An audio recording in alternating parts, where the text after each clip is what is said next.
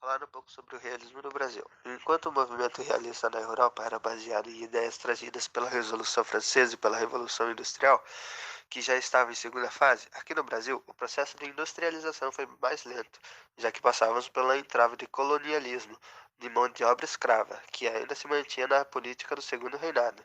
Tal período histórico, entretanto, foi crucial para o surgimento dos escritores realistas brasileiros, que eram republicanos e defendiam a abolição da escravatura, tema bastante representante em suas obras. Os autores do realismo brasileiro recebiam influências diretas das escritas europeias e mantinham as características de seus escritos, tais como a linguagem objetiva, crítica social, principalmente as contradições e moralismo da burguesia.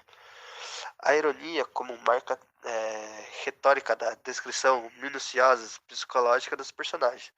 Os principais autores do realismo no Brasil são Aloysio Azevedo, maranhense e autor da obra O Cortiço, de 1900 e 1890, Machado de Assis, um dos maiores escritores da literatura brasileira e criador de Dom Casmurro, de 1899, obra de célebre e ainda cobrada por diversos motivos, mas em vestibulares e autora da obra célebre Ateu. Principais características do naturalismo: radicalização do realismo, oposição aos ideais românticos, cientificismo do determinismo, positivismo do darwinismo, linguagem coloquial clara e objetiva, descrições minuciosas, visões mecanicista do homem, romance experimental, temas sociais obscuros e polêmicos, personagens patológicas, mórbidas, desequilibradas e doentias. Bom, vou falar sobre a biografia de Aloysio Azevedo. Aloysio Azevedo, de 1857 a 1913, foi escritor brasileiro. O Mulato foi romance que iniciou o movimento naturalista no Brasil. Foi também cariocarista, jornalista e diplomata. É membro fundador da cadeira número 4 da Academia Brasileira de Letras.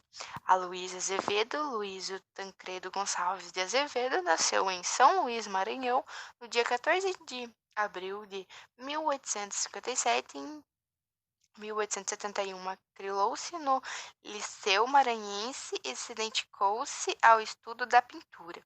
Com 19 anos, foi levado pelo irmão, teatrólogo e jornalista Arthur Azevedo para o Rio de Janeiro. Começou a estudar na Academia Imperial de Belas Artes, onde revelou seus dons para o desenho. Logo passou a colaborar com caricaturas para os jornais O Mequetrefe, Figaro e Zig Zag.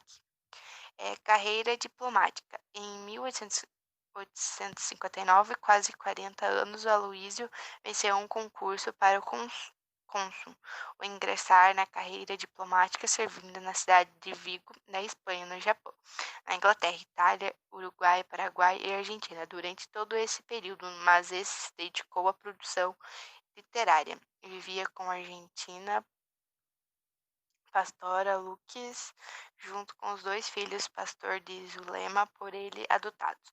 A Luísa Azevedo faleceu em Buenos Aires, Argentina, no dia 21 de janeiro de 1913, 6 anos depois do governo de Coelho Neto.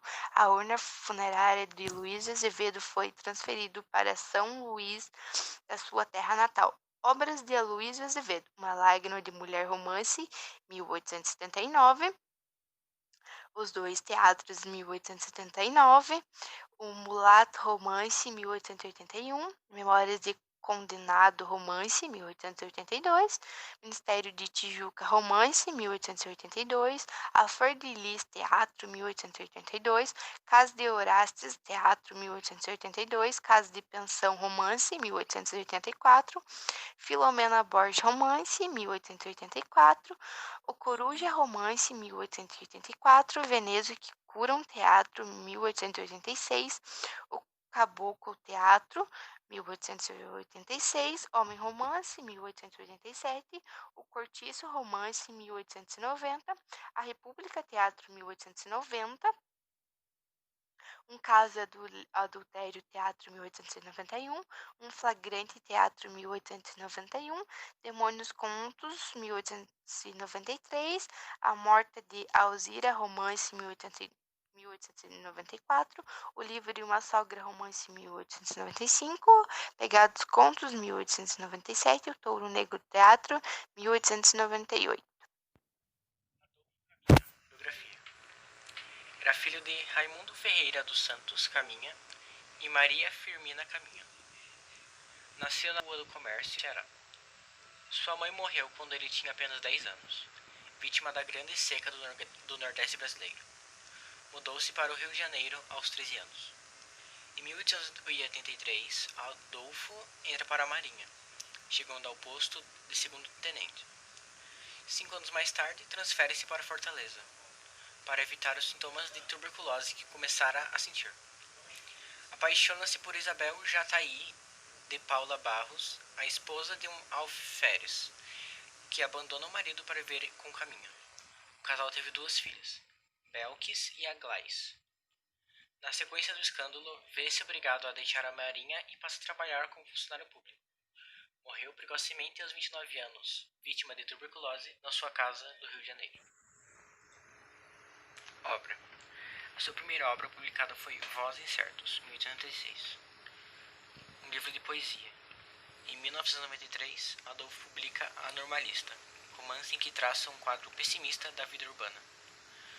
Usa as suas experiências e observações de uma viagem que havia feito aos Estados Unidos em 1816, para escrever No País dos Yankees, 1894.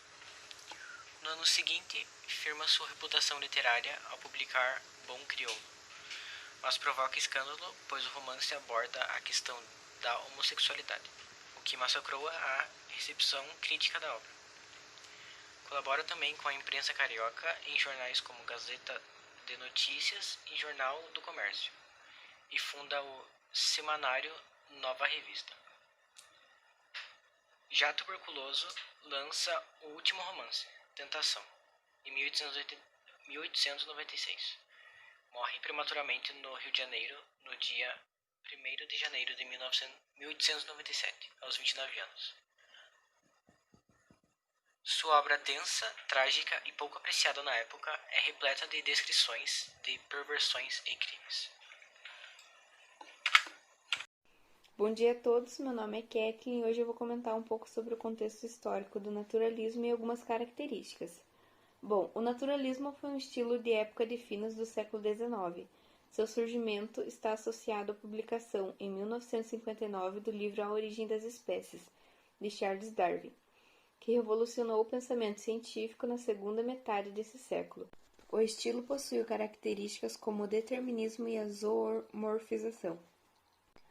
Os escritores naturalistas usavam a ciência como base da composição de seus personagens. Nesse ponto, diferenciavam-se dos realistas. Na Europa, os principais autores foram Émile Zola e Eça de Queiroz. No Brasil, os principais foram Aloísio Azevedo, Adolfo Caminha e Raul Pompeia. O naturalismo surgiu na Europa no século XIX. O marco de fundação dessa nova estética foi a publicação do livro A Origem das Espécies, de Charles Darwin. Esse livro provocou polêmica, pois contrariava o pensamento que vinha sendo defendido até então, ou seja, o criacionismo.